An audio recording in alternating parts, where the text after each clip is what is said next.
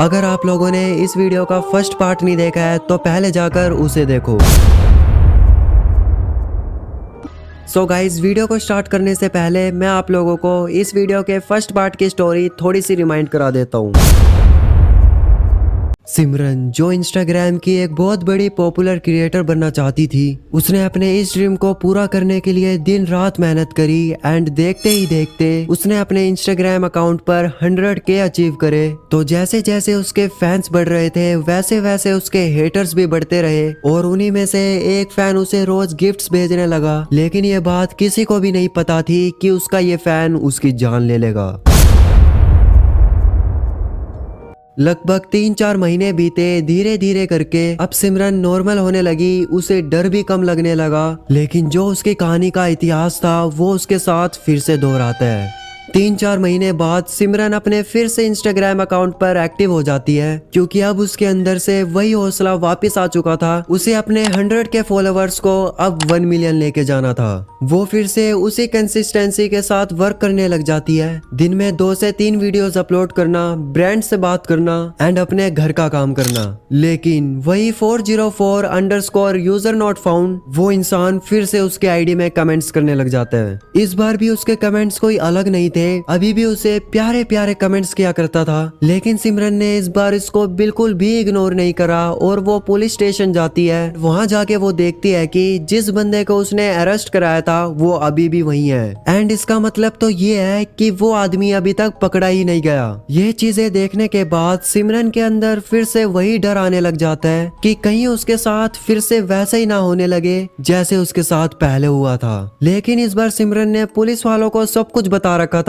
And police वाले भी सिमरन के साथ खड़े थे और यहाँ तक कि उसके घर के साथ साथ उसके गली में भी कैमरे लगा दिए गए। सिमरन को एक बहुत बड़े यूट्यूबर की तरफ से एक मेल आता है कि वो सिमरन के साथ एक पॉडकास्ट वीडियो शूट करना चाहता है एंड वो वीडियो वो अपने मेन चैनल पर अपलोड करेगा। ये सिमरन के लिए एक बहुत बड़ा अचीवमेंट था एंड एक न्यू एक्सपीरियंस था, क्योंकि उसे पहली बार एक बहुत बड़े चैनल पर उसकी बायोग्राफी एंड उसके बारे में जानने के लिए बुलाया गया। तो सिमरन बिल्कुल भी टाइम वेस्ट ना करते हुए उस मेल में रिप्लाई कर देती है कि वो इस पॉडकास्ट के लिए एग्री है। तो फिर जो वो यूट्यूबर था उसने सिमरन को अपनी इंफॉर्मेशन भेजी। सिमरन वो सारी चीजें देखने के बाद एक डेट फिक्स करके उस यूट्यूबर के घर पर चले जाती है। लेकिन शूट करने से पहले सिमरन के दिमाग में एक चीज काफी ज्यादा घूम रही थी एंड वो चाह रही थी कि वो इस चीज को उससे पूछे एंड वो जैसे तैसे करके उसे पूछ ही लेती है। उस यूट्यूबर के हाथ में एक स्कार था। सिमरन पूछती है कि आपके हाथ में क्या हुआ, लेकिन वो यूट्यूबर थोड़ा सा अजीब बिहेव करके बोलता है कि मैंने तेरे को शूट के लिए बुलाया है, तो इधर उधर की बातें ना करके मेरे साथ सिर्फ शूट कर। तो सिमरन बाद में उसे कुछ भी नहीं कहती, क्योंकि वो पहले इरिटेट हो चुका था और वैसे भी वो उसकी प्राइवेट लाइफ है, उसके साथ कुछ भी हुआ हो ये जानना उसके लिए बिल्कुल भी जरूरी नहीं है।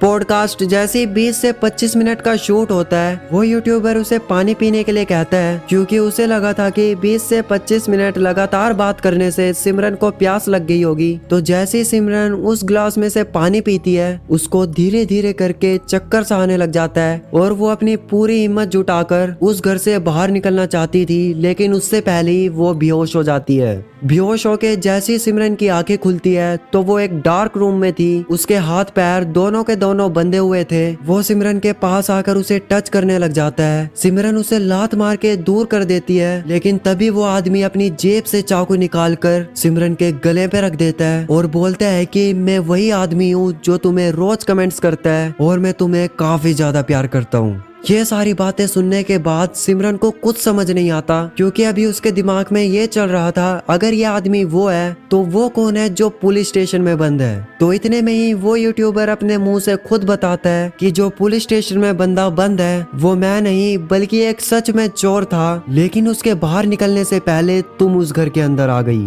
फिर वो सिमरन को एक टैबलेट खिलाता है एंड उसको खाने के बाद सिमरन फिर से बेहोश हो चुकी थी। तो काफी देर बाद सिमरन की फिर से आंखें खुलती है। वो इस बार देखती है कि उस रूम में कोई भी नहीं है, तो वो जल्दी जल्दी रस्से को खोलने के बाद वो डार्क रूम का डोर धीरे से खोलती है। तो वो इधर उधर होकर ध्यान से देखती है। उसे पता लगता है कि ये अभी सोया हुआ है एंड उसके पास इससे अच्छा कोई भी मौका नहीं था उस घर से भागने का। उसको अपनी आंखों के आगे सिर्फ एक मेन डोर दिख रहा था जिसको वो खोल लेती है तो वो अपनी जिंदगी बचा सकती है। और उसी टाइम यूट्यूबर की आंखें खुल जाती है और वो वहाँ पर पड़ा हुआ एक रोड सीधा सिमरन के सिर पर मारता है। लेकिन तब तक सिमरन उस डोर से बाहर निकल चुकी थी, जिससे बचाव के लिए सारे के सारे लोग उस घर के अंदर आए। लेकिन तब तक उस यूट्यूबर ने एक चाकू अपनी जेब से निकालकर अपना गला वहीं काट दिया। सिमरन को जल्दी से हॉस्पिटल बुलाया जाता है, उसके पेरेंट्स आते हैं एंड जैसे ही सिमरन को होश आता है तो उसे पता लगता है कि वो लगभग 5 दिनों से बेहोश पड़ी है एंड 3 हफ्तों से उसका किडनैप हुआ था। एंड ये इंसिडेंट सिमरन के लिए काफी ज्यादा भयानक था। डॉक्टर्स ने बताया कि सिमरन का खून काफी ज्यादा निकल चुका है एंड इसे अब रिकवर करने में 5 से 6 महीने तो आराम से लगेंगे। तब तक इसे एक ऐसी जगह पर लेके जाओ जहाँ पर इसे काफी ज्यादा रिलीफ फील हो। 6 महीने बाद सिमरन जैसे ही नॉर्मल होती है, उसके पेरेंट्स उसे बताते हैं कि उसका 3 हफ्तों से किडनैप हुआ था एंड जिसने उसका किडनैप करा था वो अब इस दुनिया में है ही नहीं, क्योंकि उस आदमी ने वहीं पर सबके आके सुसाइड कर लिया एंड सिर्फ वन साइड लव के चक्कर में अपनी जान वहीं गवा दी।